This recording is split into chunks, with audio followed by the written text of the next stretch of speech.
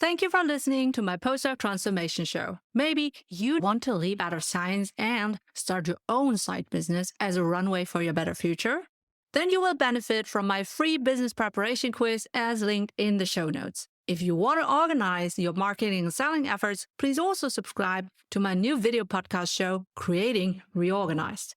I share my tricks from creating this show, speak with business owners who run a podcast for their business, and learn from podcasting service providers about their tools boosting our businesses. My new video podcast show, Creating Reorganized, will also be a living example of applied industrial and occupational psychology for my students in real life. And now, let's get to this episode. Postdoc Transformation. Postdoc Transformation. Postdoc Transformation.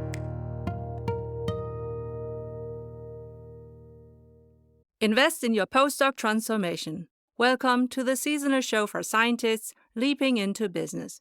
In every sponsored episode, we are happy to recommend employers of choice for you. Make sure to check your readiness to leap out of science with us for free, as linked in the show notes. For your career transition, we offer customized career transition e-courses and memberships also at graduate schools all over the world. Maybe yours too. And if your university isn't yet our customer, enroll in your free email course for career transition made simple, as linked in the show notes. I'm your host, Professor Dr. Eleanor Soei-Winkels, with my team who is rooting for you. And let's build your postdoc transformation with this episode. Dear Postdoc Transformer, welcome to another episode of the Postdoc Transformation Show for the scientists leaping into business. Today, we're talking about something that really is close to my heart. Embrace your future, appreciate your past. Last week, this topic has essentially been suggested by my own bachelor and master students who consulted me on the next episode. So I usually batch record, and I have a couple of episodes ready to go, or ready at least to be edited. And I plan to publish pre-recorded interviews with people I find inspiring for your career leap into business. For the student project, I invited them to consult me. So I discussed my podcast statistics, my workload with my students, and they then convinced me to embrace my own future of work, spinning off my new podcast, Creating Reorganized, with more solo episodes. There are business-related pros and cons. I was instantly reluctant. But here's the thing. I know what I teach my bachelor, master, and MBA students. I teach them to be constructive, evidence-based consultants in industrial and organizational psychology. So I can confidently listen to their advice. Long story short, I scraped my episode planning list to make room for our upcoming Dovetail miniseries, which in hindsight really started with our last episode, Reorganize for Your Postdoc Transformation. And maybe this will also encourage you to trust your team members. Many of you are probably feeling a little bit lost, wondering how your PhD in, say, physics or sociology will translate into the business world. You are competing against people with an MBA or business degrees and therefore feel at a disadvantage. I'm here to tell you that this transition is nevertheless possible, and it starts with reflecting on what you have already accomplished. Please listen to our previous interviews with PhDs from various scientific disciplines, thriving in business today, which I link in the show notes as well. While most of my bachelor, master, and MBA students study in parallel to their demanding industry jobs, I also have courses with bachelor students straight from high school. And obviously they are very young, but I think there is a similarity between them as a cohort and you. They often tell me they have difficulties finding internships or entry jobs related to our study degree because most employers require experience they can't offer yet. So if this is also your situation, our coming miniseries will be extremely helpful. A career leap into business or a career transition within industries It's way easier for the young bachelor as compared to the more senior postdoc. From the perspective of a professor, I want to create new turning points while my students are young enough to embrace the change. But as a career coach for people who are more senior, we can look at it as damage control, because you cannot go back in time, but you can change the future. That really is the reason why we had our last episode, 56, Reorganize for Your Postdoc Transformation. And if you follow us on social media, you will also see a picture I snapped today in my car to exemplify why embracing your future requires reflecting on your past. As the owner of your career, you need to be in the driver's seat, or you land elsewhere, arrive too late, or never at your destination. And a rear mirror is helpful, but there is a reason why your front window is bigger than your rear mirror. Staying in this picture, your side mirrors can be your trusted and experienced career coach who provides you with more insights so that you can confidently plan and navigate your career. But you have to navigate, no one else. In this episode, we'll be diving into a goal setting, theory, resource planning. I'll share personal insights as a professor and a working mom who made this leap into business right after my PhD graduation day. Together, we will unfold how you can capitalize on your unique experiences for transitioning from academia to business. Hey, before we continue, we want to appreciate those who finance this valuable episode for you.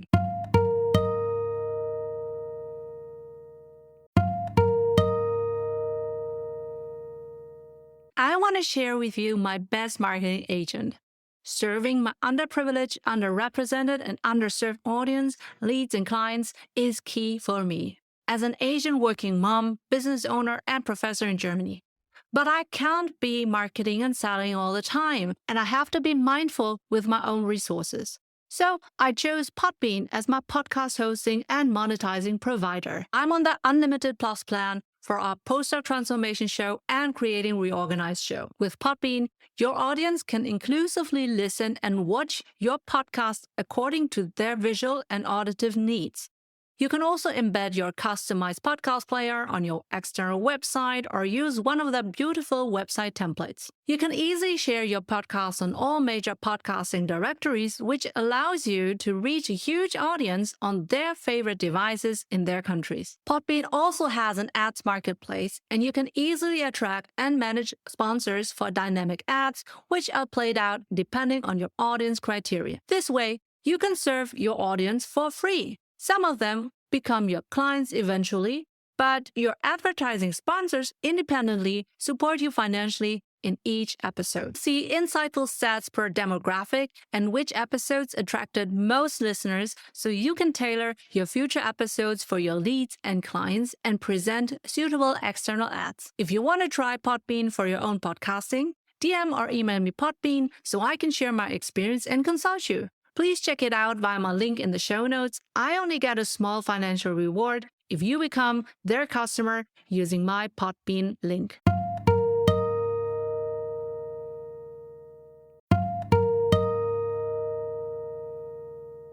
Thanking our advertisers for their financial support, we are happy to return to our inspiring episode. First things first, you must understand your transferable skills.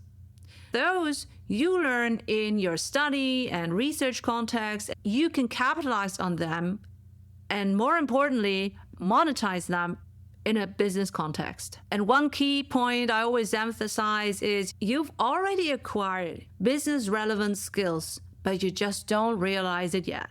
Your ability to solve complex problems, conduct research, and manage long-term projects are gold in the business world.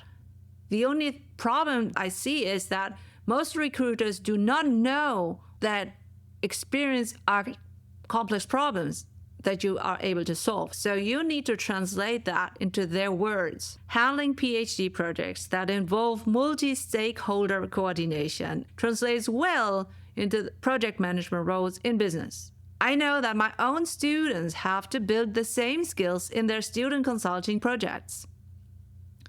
In our free Check Your Readiness to Leap Out of Science, you will find a more hands-on list of transferable skills. I will link to that free resource in the show notes. Especially if you have a solid quantitative research background in R or Python, you will have a competitive edge in all industries. That's the reason why I encourage my own students to embrace learning, to appreciate coding in R as opposed to click and forget in SPSS, for example. You may not be aware about, this, how shall I call it politely, repetitiveness in academia. Think of the lecture modules you give every semester, or the iterations or variations of your experimental setup is really an incubator for longitudinal improvement. Often, projects in business are just one-time experience, and hence we would call it cross-sectional. If you pair that empirical mindset with business acumen, you will be in high demand in business. Academia does train you to think critically and make data-driven decisions, and this is the foundation of any good business strategy. Here's your prompt. Make a list of your top 3 accomplishments during your degree and map those to business skills like leadership, time management, and data analysts or something like that. Let's move to why the past matters in setting future goals. That's actually an overarching theme in every psychology class. We often rush into new ventures without reflecting on your journey, but looking back helps you see patterns, identify strengths, and shapes your vision of life. Your personality is stable, while you can reskill and upscale if you're motivated and determined. I encourage you to honor your personality-based preferred way of working, the experiences you enjoy. If you work against your personality, you are sabotaging your future. You must find your future of work that celebrates what you can bring to the table. Some industries, companies, and roles are a better fit for some personalities, so you must really find your sweet spot in that Venn diagram. To get you started and oriented, listen or re-listen to our many future of work episodes as linked in the show notes. All right, now that we have metaphorically looked into the rear mirror and had an overview of what your future of work can be, your next step is to be goal setting in a strategic and resourceful way. And to make it clear, the best time to set goals for the PhD is while earning your PhD. I know it's stressful to start orienting once you have defended your PhD thesis. That was the reason why I was able to leap into an IT analyst role right after the PhD graduation day. But I signed the contract half year before. If you look desperate, if you are desperate, you will be more inclined to take the familiar route, like accepting temporary postdoc positions which pay your bills so you can rest from your PhD stress, or that's the expected move. But in worst case, accepting a postdoc position can lead into a one-way street or a dead end, as it's neither goal-directed nor aligned with your vision of life. And of course, in hindsight, you can sugarcoat it but if you can avoid the opportunity costs by leaping right after the PhD into research and development roles in industries, if that is what you want, and if that's near enough for you to be comfortable. Let's pause for a moment to respect those who sponsor this valuable episode.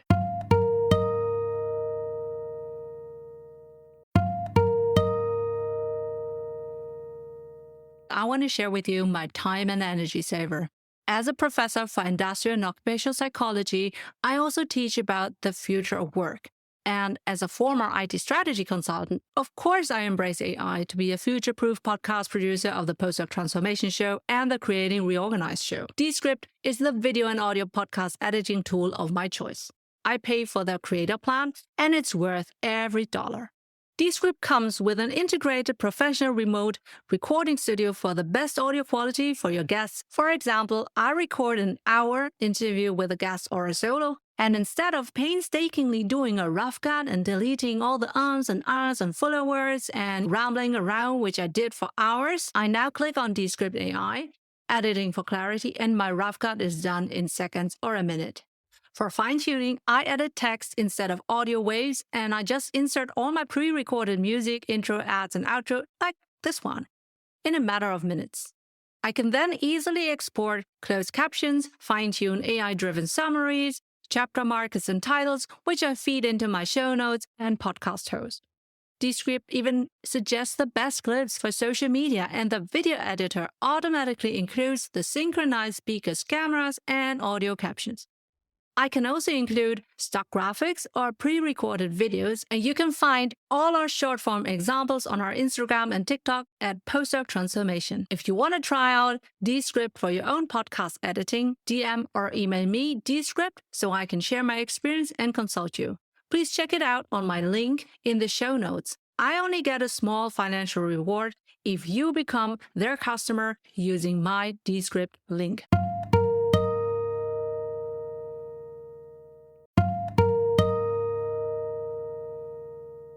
After this quick appreciation of our sponsors, we are now back in our insightful episode. Talking about being comfortable, the comfort zone, I also encourage you to embrace far away from science and not just to neglect that or to dismiss that as impossible. You will learn so much more when you let go of everything. When I graduated with my PhD in neuroscience, I leaped the next month into the role of an IT analyst. Apart from being named exotic as an Asian, as a woman in a white German male-dominated world, I also felt it, liberating to surprise as an underdog. For me, my why never changed. It was just a new application. I studied psychology and earned my PhD in neuroscience to understand how the brain works. In IT strategy consulting, it was the software, the systems, the people I wanted to analyze, how they can contribute better towards the company goals. And today, as a professor, I help my students to do what I have done, and in my own postdoc transformation business, I help you achieve the same for your future of work.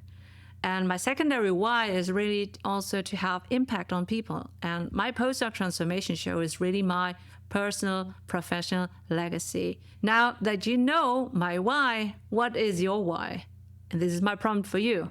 Before setting goals, ask yourself, why are you transitioning into business? Is it financial stability, greater impact, or perhaps craving for innovation? Your why is key to endure a challenging career transition. It will give you the energy to resist giving up and to, fall back or return to old patterns. And maybe you are already familiar with a SMART goal framework. Let's apply it to our situation. It's S, like specific. What exactly do you want to achieve? A management role, starting a business. M, like measurable. How will you measure success? Is it networking milestones, more interviews, at least 2 contracts to sign, to choose, to negotiate? What kind of compensation package, etc.? A, like achievable. Can your goal be realistically accomplished by you in the time frame that you set? R, like relevant. Does this goal align with your overall career and life goals? Or is it someone else's goal? Maybe it's time to grow into adulthood. T, like time-bound. By when do you want to accomplish this? Download our free Postdoc Transformation Show calendar.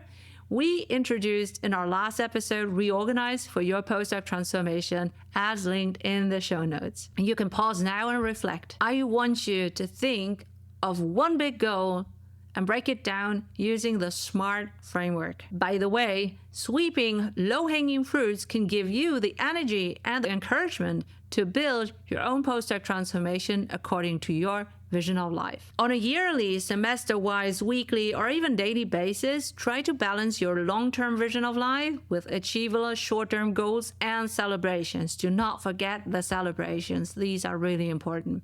Sometimes our long-term goals can feel overwhelming, and you can break them down into smaller, actionable steps that you can do over the next 6 months or so. For example, if your long-term goal is to move into business development, a short-term goal could be networking with 3 professionals in the field and completing an online course on negotiation skills.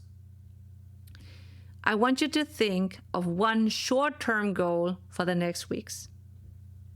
To make sure that you have enough energy, you also have to plan and manage your resources. This is an essential business task. Every semester, I welcome the incoming students. I always say that the content of our lectures is just one part of what will be key for their future work. The more important part is the network that they are building today with the people who are sitting next to them. So the student network is growing in the future. All of them will become more successful in business and will be able to help each other. If you are now connecting with your fellow students who will go and thrive into diverse fields after their graduation, they can be your best network that you can turn to if you need an expert or a recommendation or even a new job. And if you are a PhD student or a postdoc, you even have the same network, but even bigger because your peers are now already senior in business. And you also have your... Let's pause for a moment to respect those who sponsor this valuable episode.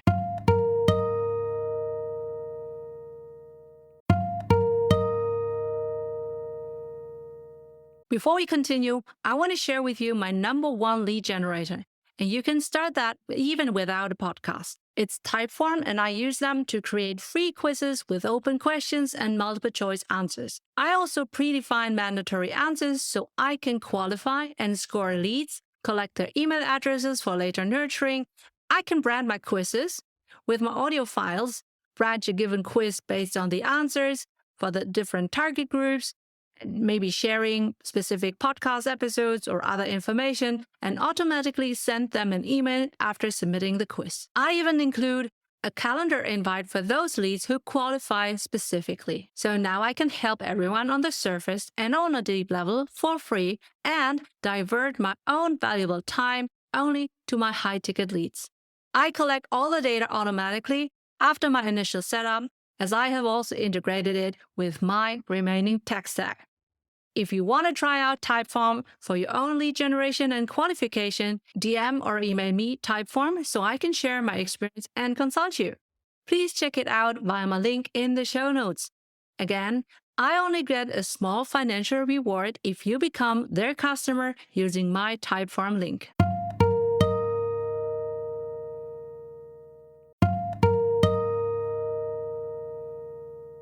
Thanking our advertisers for their financial support, we are happy to return to our inspiring episode.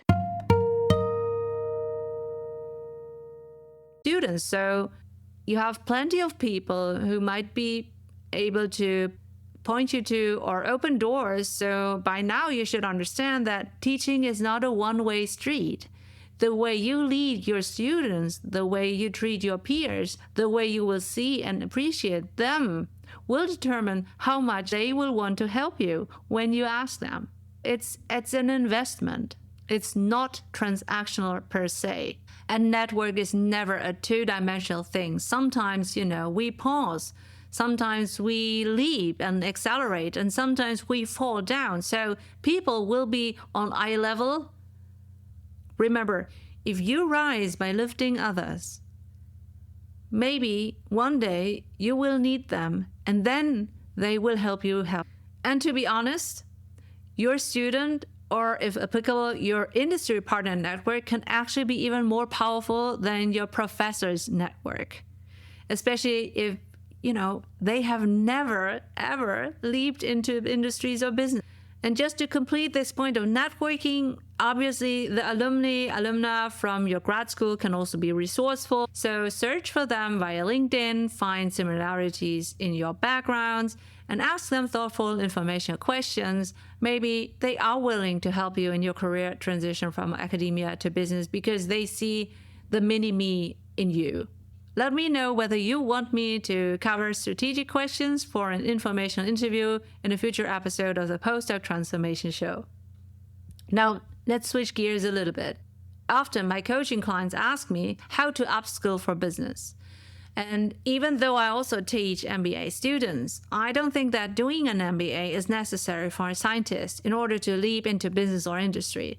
Like I already said, I had no IT background whatsoever, but I was offered the position as an IT analyst because I was able to sell my transferable skills. And if you are interested, I will link to episode 2 where I shared how I capitalized on my PhD back then. Even doing a course in project management or in leadership or financial literacy is questionable because most companies prefer their ways of working anyway, and what you need to develop your business acumen is practical experience instead of more theoretical knowledge without real-world application. I always recommend to my own students, starting a side business is way better than business school. Testing how the theories work out in something that will, ultimately pay off for you is so much more impact. If it's your side business, if it's your business, you will learn whatever it takes to succeed because this is your intrinsic motivation. Creating a great product or service without proper marketing and sales will fail. You can only sell something that sustains, so coping with potential customers and finding the right price points, there is so much to learn in your own business as compared to only a small cog in the wheel, so to speak, when you work on a defined set of tasks in a huge... Been there, done that, learned a lot. Often joke that my current business idea is not my last one. I embrace failures, growth opportunities really, in all walks of... If you have a lot of time and no money, you can learn a lot of business topics for free on podcasts or on YouTube or at a low price point on the typical e-course platforms. Talking about time, you need to manage your time and energy as a transitioning PhD, especially if you are balancing job applications, networking, and potentially family responsibilities. As a mom, I know how chaotic that can feel. You have more responsibilities, more or less resources, but we all have 24 hours, 7 days a week, 365 days a year. And here's my prompt for you. Look at your year, semester, week, day ahead. Plan according to the Eisenhower matrix. What is important and urgent? Your career transition is important. Do not procrastinate your career transition tasks like job searching, applications, skill development, side business ideas, mock interviews, or whatever it is, until it's urgent or too late. Oh, and schedule in time for self-care. When you burn out, you won't be able to finish your degree or leap into and thrive in business, right? And that will not boost your self-efficacy. And you need self-efficacy as a resource to transition out of science with confidence. Let's pause for a moment to respect those who sponsor this valuable episode.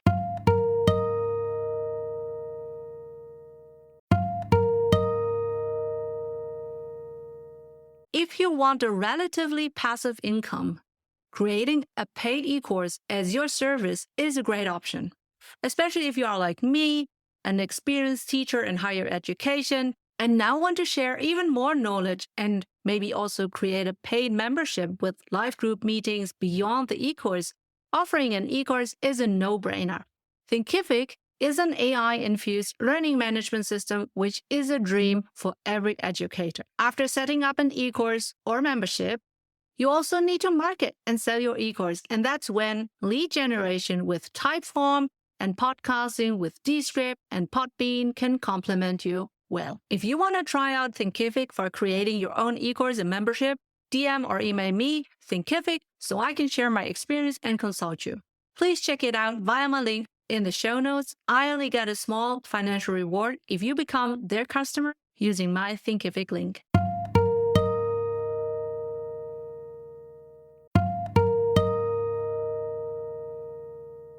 After this quick appreciation of our sponsors, we are now back in our insightful episode.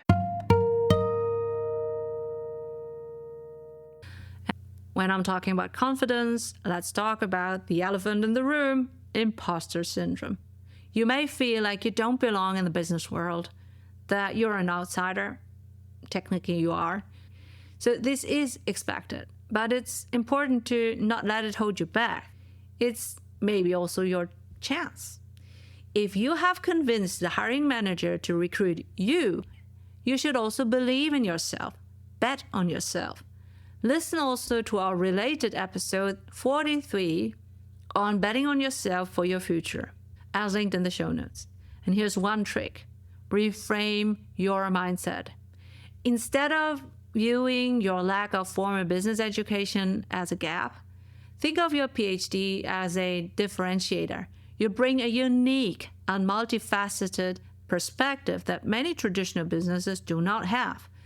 The question really is to find out how you can monetize your skill portfolio to contribute to your company goals.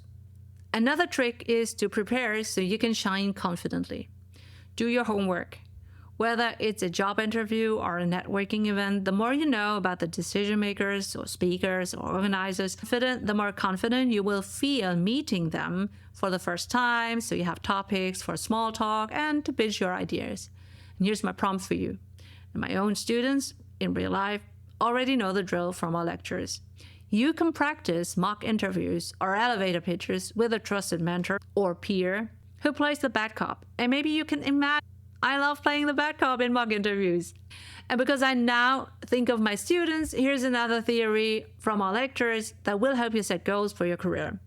Lockett and Leith have a goal-setting theory, and that's a framework that emphasizes how clear, challenging goals are the foundation for high performance. As a high performer in science, you will be probably interested in how can you become a high performer in business. Let's apply this to your situation when you transition into business. Just a little background to appreciate the theory. It's based on the idea that setting specific challenging goals leads to a better outcome. And it's not just about having vague intentions like, I want to work in business. This means you need to define your end goal in a way that it's as clear as possible. Instead of saying, I want to get a job in business, define the type of role, the industry, and even the company size or culture you're aiming for. I want to join a tech company's research and development team as a project manager because I can leverage my research skills, but I also get to develop my business acumen. And again, if you need inspiration regarding future-proof industries and roles, check out our Future of Work episodes as linked in the show notes. And every year, I record a new episode on the future of work, so subscribe to not miss it. It's essentially my joy to paint a possible picture for my students. The next key element is goal difficulty. Your goals should stretch you out of your comfort zone, but not to be so unrealistic that they lead to frustration. If you are a person with no formal business experience, aim for an achievable but ambitious role that builds on your strengths and gives you space to grow and time to grow. Remember, you want to set yourself up for success, not 100% failure. To be honest, you cannot avoid to never fail. So if you fail, you can learn from it to make it better next time. Maybe your goal is to break into corporate strategy. So instead of jumping straight to a senior level or people leadership position, you could set a goal like start as a junior consultant in corporate strategy. You will learn the ropes while using your analytical skills that you honed during your PhD, and that will also give you time to adjust to the business world in general and specifically to the company culture. You won't understand the name of the game of career advancement within a company in less than a year. Give yourself 2 or 3 years to understand wanted and unwanted behavioral patterns so you can choose to emulate that or not? Again, here's my prompt for you. Take a moment to think about a challenging yet attainable goal in your business transition journey. What's that next step that will push you, but won't feel impossible to achieve? That's the next step. That's not the last step. Let's pause for a moment to respect those who sponsor this valuable episode.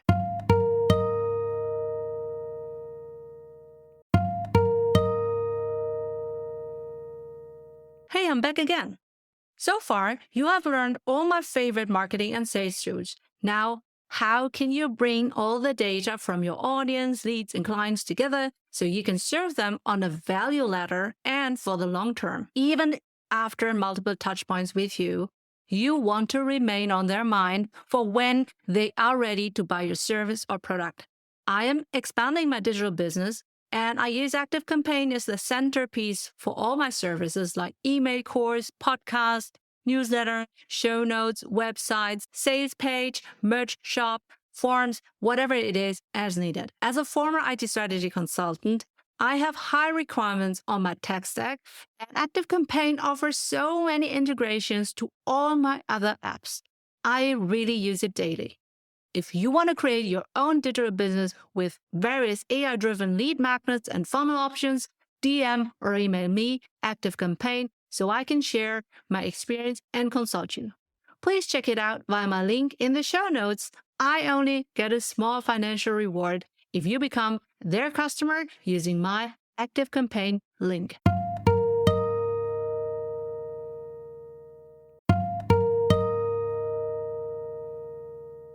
Thanking our advertisers for their financial support, we are happy to return to our inspiring episode.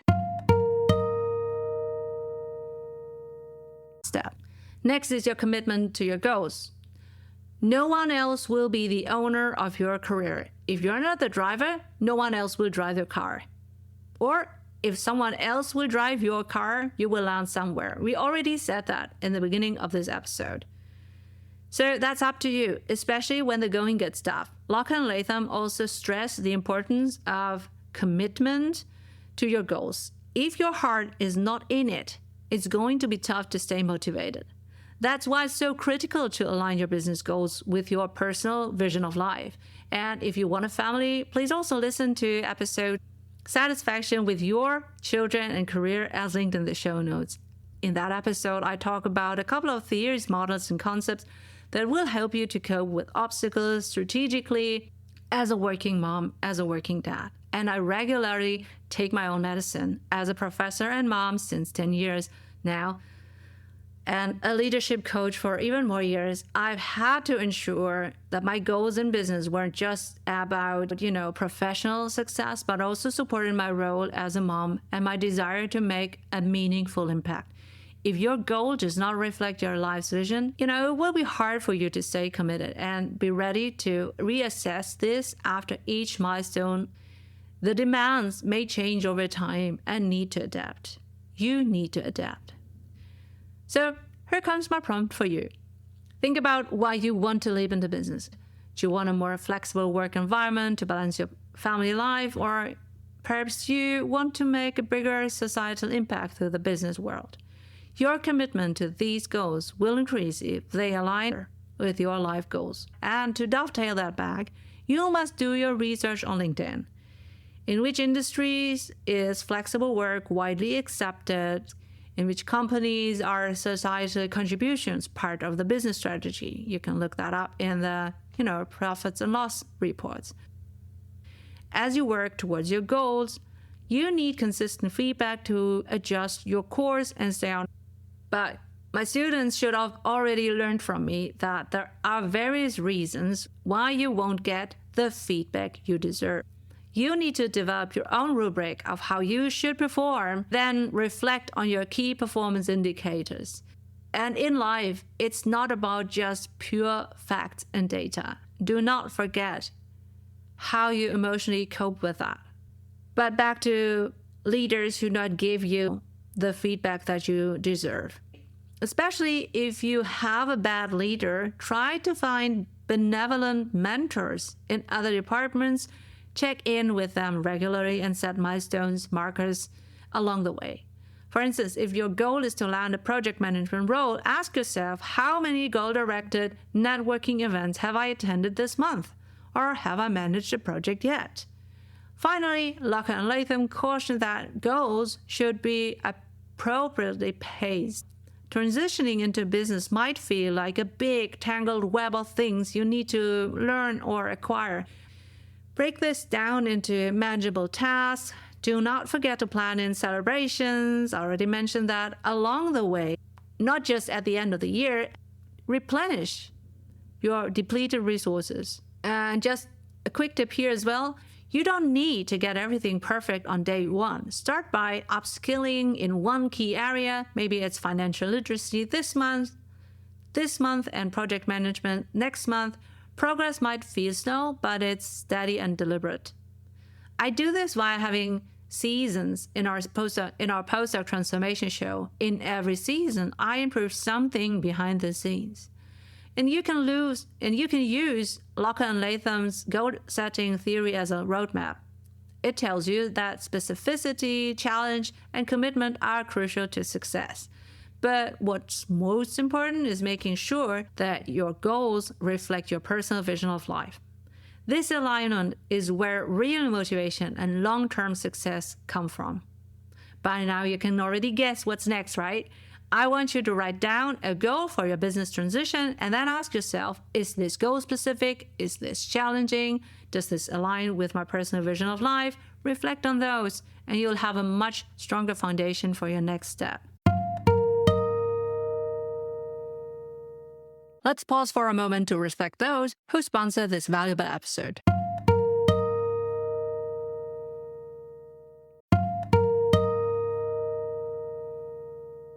Now, a quick appreciation of your business. Are you wondering when and where you can get the attention of your audience? You always think you don't have the time to post on multiple social media platforms. I totally get you. I have been enjoying weeks of social media breaks while I served my audience with prepared content to be scheduled out as needed. Ideally, you have just derived countless social media content from your one video podcast episode. But even without a podcast, with Later, you can create and schedule your own social media content in advance, according to the best posting times based on your followers. If you want to schedule your content on social media, DM or email me later so I can share my experience and consult you. Please check it out via my link in the show notes. Again, I only get a small financial reward if you become their customer using my Later link. Have you found this episode so far helpful for yourself? Well, maybe you can subscribe on YouTube, Spotify, Apple Podcasts, Podbean, or wherever you get our show.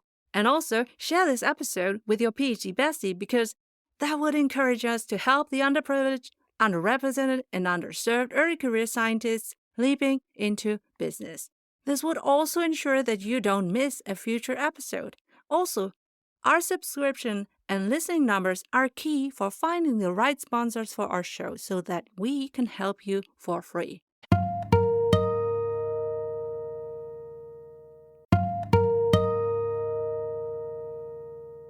After this quick appreciation of our sponsors, we are now back in our insightful episode.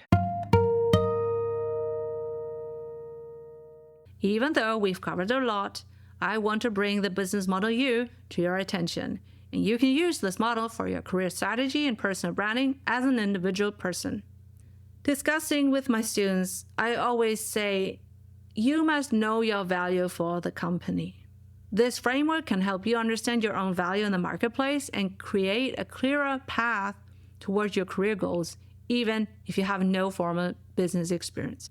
So how can you use the business model U by Osterwalder, Pigneur, and Smith to embrace your future while reflecting on your past? Let's break it down by its components so you can start to craft your own personalized business model for your postdoc transformation. The first part of the canvas is your personal value proposition.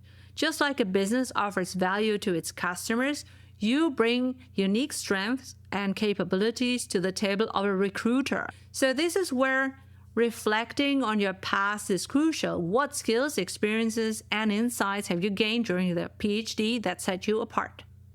Maybe your value proposition is your ability to analyze complex data and derive actionable insight, which is a skill that businesses in tech and consulting will greatly value. Perhaps it's your ability to manage large-scale research projects, something that can transfer into project management roles. Also listen to our episodes on project and program management with Dr. Sonja Uland and Dr. Cindy Leeton. I will link both episodes in the show notes. And now it's time for your prompt. Take a moment to reflect on your PhD journey. What unique values have you created in your research or teaching? Or also your personal upbringing as being the first academic in your family, or because of your cultural background. How does that translate into a business context? Next up, we have customer segments. In the business world, these are the target customers or clients. Are you aiming for startups, corporate firms, or non-governmental organizations? Understanding this will help you position yourself effectively. Think about what industries or companies would benefit most from your background. Maybe your research is in healthcare, making biotech firms an ideal customer segment for you. Again, please listen to our Future of Work episodes, which we created exactly for this reason. The business model you also requires reflecting on your past to define your future, and this is perfect for this episode. To truly know where you want to go in your career, you have to look where you have been. Maybe that's not where you want to go again, or some of that you want to take with you. Your PhD has given you a wealth of skills, and now it's time to identify them and align them with your future and add what's still needed. When I transitioned from academia to consulting right after my PhD graduation day, I had to do a similar reflection exercise, but I did that probably a year before. I had to consider, what will I bring as a PhD in neuroscience, as a psychologist, that businesses would appreciate with a high salary? And that last point is really important for me. I'm not ashamed to say that I needed the money. For me back then, it was English and my technical affinity as I learned to code, my own experience. So maybe you are surprised that I did not really apply for psychology jobs. I don't want to go into HR, which is badly paid. For you, it could be something entirely different. And once you have determined your readiness to leap and want to transition into business or industries, then you can enroll in your free email course with 10 actionable, bingeable email lessons until you start your job in business. You'll get 10 emails like this. Number 1, how to leap out of science. Number 2, how to build your sustainable LinkedIn profile. Number 3, how to read social media and network. Number 4, how to research your favorite jobs and employers. Number 5, how to do informational interviews to get insights. Number 6, how to create your customized applications with ChatGPT. Number 7, how to prepare your thesis from a business point of view. Number 8, how to apply to your favorite employers. Number 9, how to choose the right job offer. Number 10, how to prepare for your new job. And did you know that we offer deep dive e-course workshops and memberships at graduate schools, maybe also at yours in the future?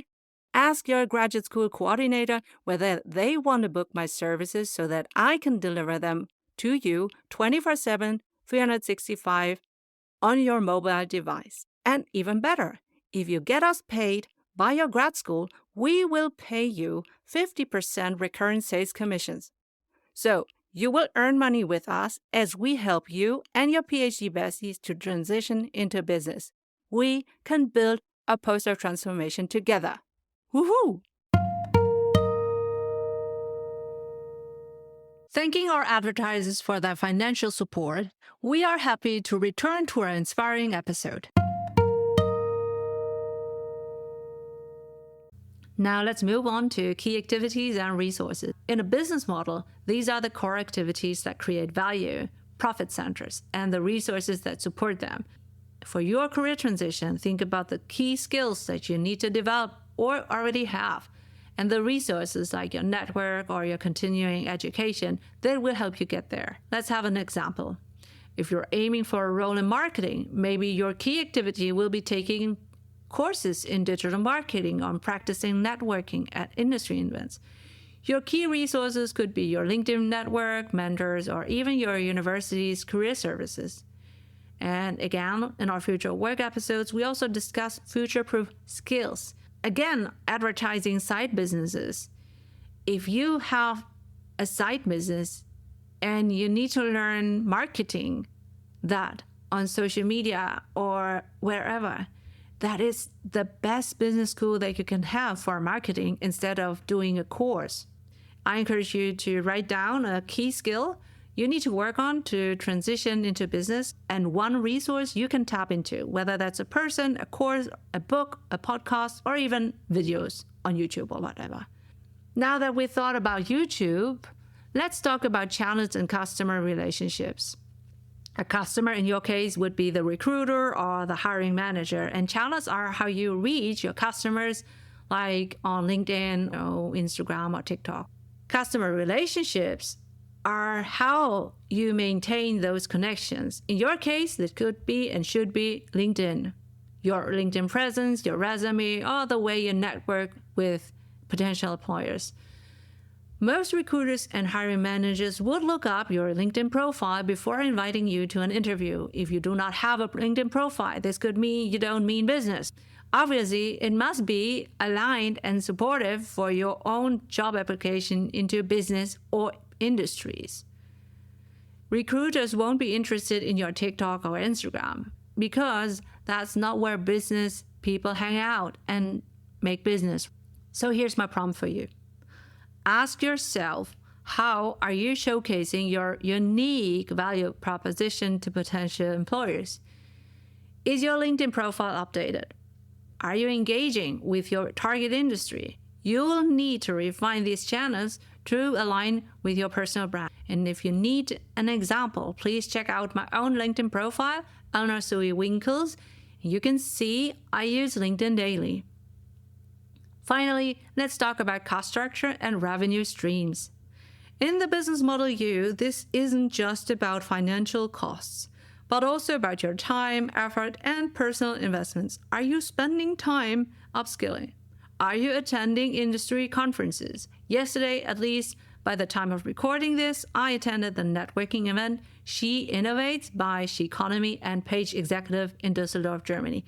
Carving out time on a weekday evening is hard for me, and I had a full work week with lectures, podcasting, kids. Just before the autumn school break, a birthday to celebrate, a family vacation to prepare. But attending this event made me connect with wonderful and inspiring people with whom I would love to collaborate in the future. So it was a huge investment. Choose your events wisely, prepare them, and be active in that event. Let me know if you want me to share my networking event preparation and attendance blueprint for a future episode of the Postdoc Transformation Show. Maybe you have invested your time in certifications and taken time to work on soft skills like communication or leadership. In terms of revenue streams, this is more than just your salary. Consider freelance opportunities or consider side projects like speaking gigs that can add to your income while building your business experience. It doesn't even have to be income as money. It could be something you can add on your LinkedIn profile as a valuable experience, showcasing that you mean business. And here's my prompt for you. Think about how you can monetize your skills today outside of your research or academia. Ultimately, the business model U is a strategic tool that helps you transition into business by giving you a clear sense of your own value, your target market, and your action plan. By reflecting on your past accomplishments and understanding how they fit into the business world, you can start to embrace your future with confidence. Wrapping up, we've talked about reflecting on your past, setting actionable goals, planning resources, and tackling imposter syndrome. All of these elements will help you transition more smoothly into the business world. And before you finish listening today, I want to encourage you to rewind, listen, and stop at each chapter to write your reflections if you haven't done so. Maybe this is an episode that you will have to save for later, but do that really later. Plan that in your calendar, that you want to go through that so that you can reorganize for your next year before next year. I believe in you. Why? Because of the following. Remember, you are a postdoc transformer. You are highly intelligent, well-educated, a bachelor, master, and maybe you have already your doctor under your belt, or you are a postdoc. You are internationally experienced, fluent in English, a leader and expert in your prior research field. You're resilient, brilliant in adaptation and problem solving. You are eager to bring in the transferable and monetizable skills needed in many companies to embrace the future and to become or remain an innovator in their markets. Are you curious to ask professors, principal investigators, visiting scientists, postdocs, PhD students, and candidates some in-depth life and career guiding questions? But it feels cringe, so you end up not asking? Buy our Postdoc Transformation card game to have more fun and valuable insights in your journal club, lab, and mentoring meetings, lab rotations, during conferences, panels, and breaks at the Mensa. You'll get 10 intriguing mentoring questions per career level. So 10 for PhD students, 10 for postdocs, 10 for professors, 10 for parental scientists, underprivileged and underrepresented and underserved scientists. Check them out with our discount coupon on the Postdoc Transformation shop, linked on PostdocTransformation.com. You have everything, dear Postdoc Transformer. Your PhD journey has prepared you more than you know. Reflect on your strengths, set clear goals, and be proactive in acquiring the skills you need for your postdoc transformation into your future. Do you want a transcript of our episode? And our episode sponsors answers to all 6 bold questions so that you can choose to apply.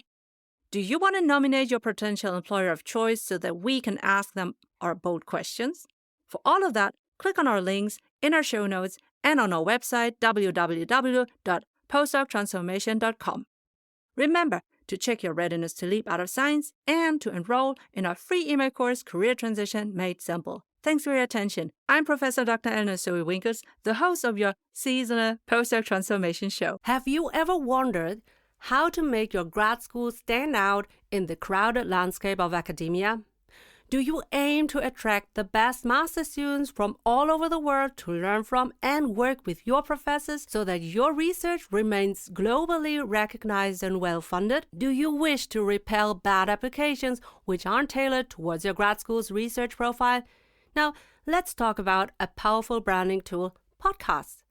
They're a game changer for higher education institutions. As a professor, active on TikTok, Instagram, LinkedIn, and a podcast host and producer of this Postdoc Transformation Show, I'm here to encourage all the graduate school representatives to think beyond the conventional marketing mechanism. Instead of being one of many vendors at a time-limited grad school fair, why not create a podcast that showcases your grad school as the ultimate destination for the world's best master's students? Share inspiring and encouraging stories of your top PhD students, high-profile alumni, your faculty, and the incredible opportunities your grad school offers. A podcast can be a window into your school's vibrant community, its cutting-edge research, and unique experiences. And in times of AI-generated marketing material, a podcast with your academic leaders in real life is a very human and innovative way to attract prospective PhD students. You can inform them every day, everywhere, not just during the typical grad school application seasons. This would prepare your best candidates for the application. Even better, you can support and make your current PhD students and postdocs visible for their next career steps in academia or business. Remember, successful graduates elevate your grad school's reputation. So, if you are a university chancellor, grad school dean, speaker, consider this. By launching a podcast for your grad school, you can elevate your grad school's brand and tell aspiring scientists and employers what makes your grad school the best choice with scalable, evergreen content. If you're interested, forward this to your marketing representative and get our list of 30 sample episode titles customizable for your grad school podcast, and just enter an email address on my website www.postdoctransformation.com as linked in the show notes. As a seasoned professor and podcaster, I'm also happy to strategize about how you can launch your grad school podcast on Podbean, the podcast hosting platform we use for the Postdoc Transformation Show, supporting scientists leaping into business. Postdoc Transformation.